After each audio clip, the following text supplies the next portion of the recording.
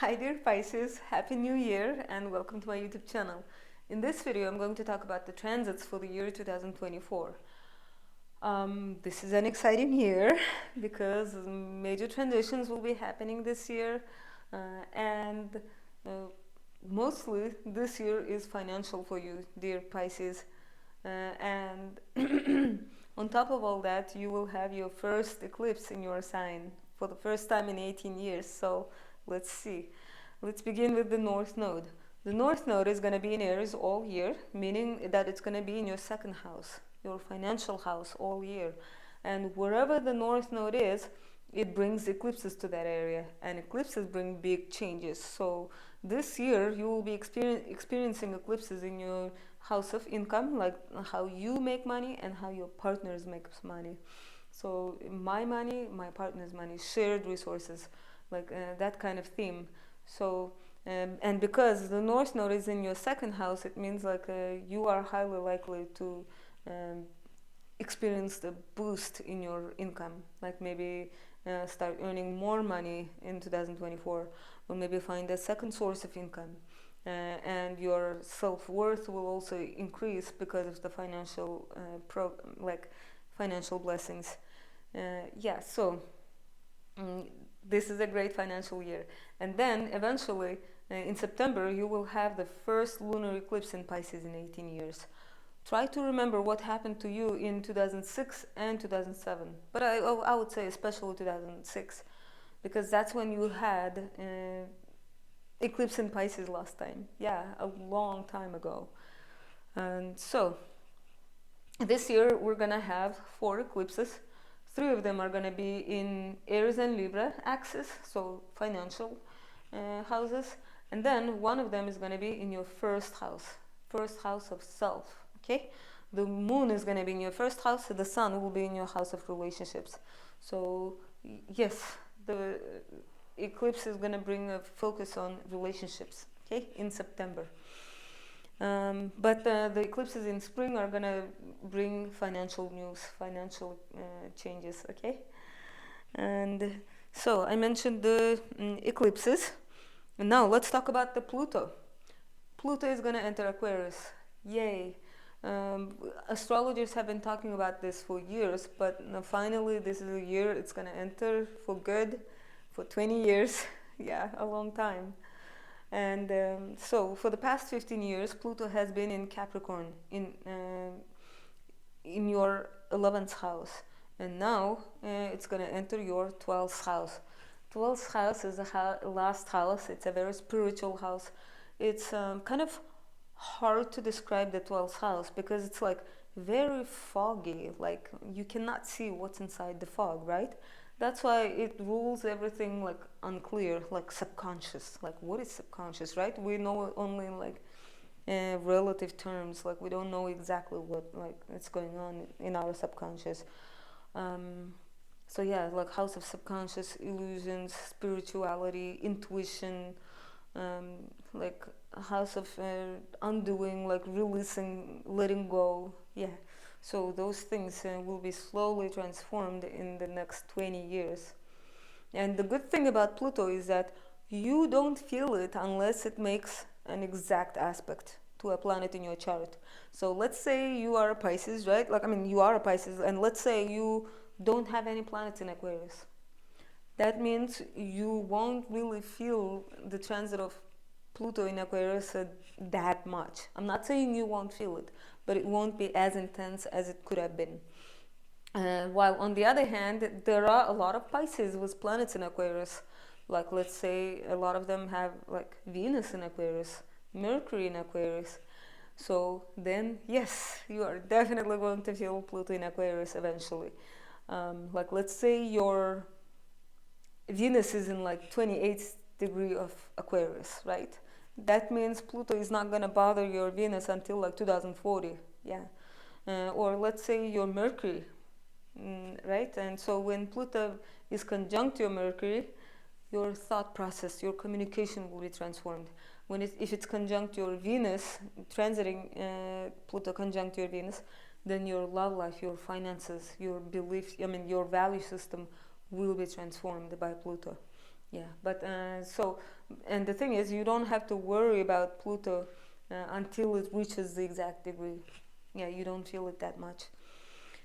And what else? So when Pluto will be leaving Aquarius, leaving Capricorn, it will be leaving an Earth element sign and entering an Air element sign, and that's a huge shift because if you think about it, like Earth is a very heavy element. Have you ever tried lifting a bucket of soil? That stuff is like unbelievably heavy, and so air, on the other hand, is incredibly light. It's weightless.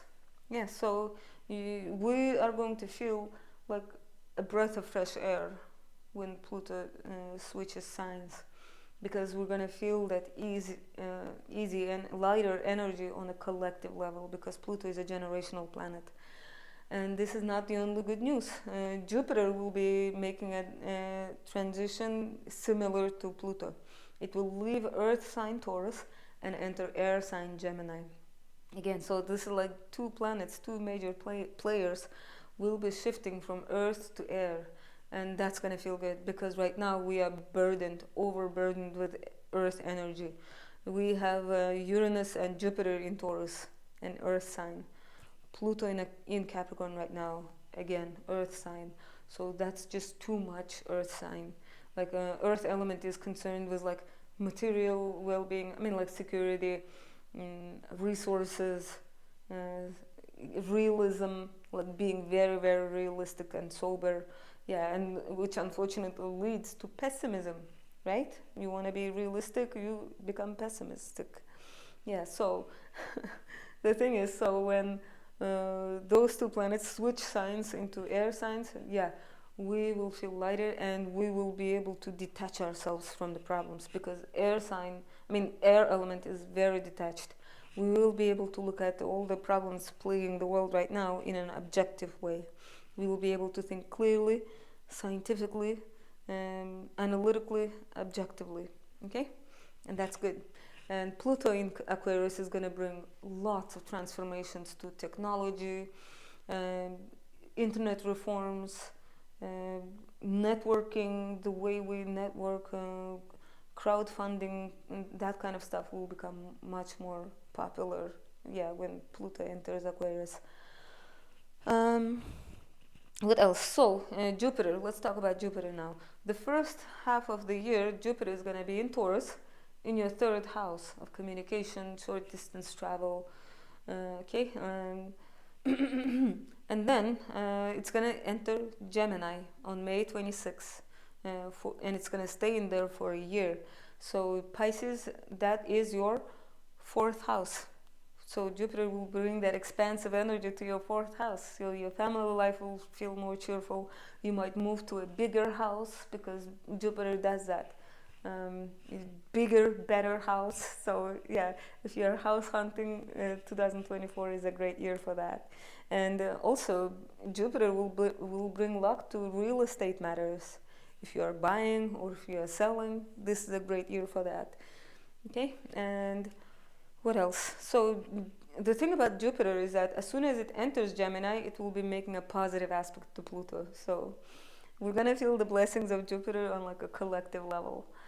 And what else? But the thing is, Jupiter's transit through Gemini is not gonna be like completely smooth, because there's gonna be a tense aspect along the way. Jupiter is gonna make a square to Saturn in Pisces in the summer, in like August, and then in December. So yeah, like it's gonna feel like a scratch on the record. Um, so yeah, do be prepared with some delays, frustrations caused by that square aspect, because Saturn, it's grumpy. It always makes us wait for something. It's gonna throw an obstacle. It might be something that is not in your control. It can be like some outside event that forces you to slow down. But yeah, anyway. It's a temporary transit, and this year Jupiter makes mostly good aspects, so this is a great year. And this year we don't have Venus retrograde, so yay, our finances and love life won't be affected by the retrograde motion of Venus. And we have Mars retrograde though, but thankfully it doesn't start until like the very, very, very end of the year. It's gonna start retrograding in Leo on December 6th, and it's gonna finish retrograde in Cancer on February 23rd, 2025. So as you can see, we don't have to worry about Mars retrograde until the very end of the year. And what else? So this year we're gonna have three Mercury retrogrades. They're gonna be all in fire signs. In 2023 they were in earth signs, so this year fire signs turn. I would say April, August are Mercury retrograde months. I'm gonna count the shadow periods and stuff. So that's why August and April are retrograde months. And the third retrograde of the year is going to be from November 25th until like mid-December. So yeah, I'm going to make more videos as we get closer to those transits. In this video I'm just making like general predictions. So this is it, dear Pisces, for 2024. This is a very much financial year for you, and then in September you will have the first eclipse in your sign, and that is exciting. Okay, so dear Pisces, this year is like a warm-up for you, for your personal aspirations. It's a warm-up because in 2025 is when you are the star, okay? So this year work on your values, on your finances, because the North Node is in your second house. And then next year, in 2025, the eclipses will shine on you, bring big changes, bring big opportunities and stuff. So do get ready, okay? I wish you guys a wonderful year in 2024. I hope the eclipses bring lots of money. I hope it improves your financial situation significantly. Okay, and I wish you guys a memorable 2024. Thank you for watching.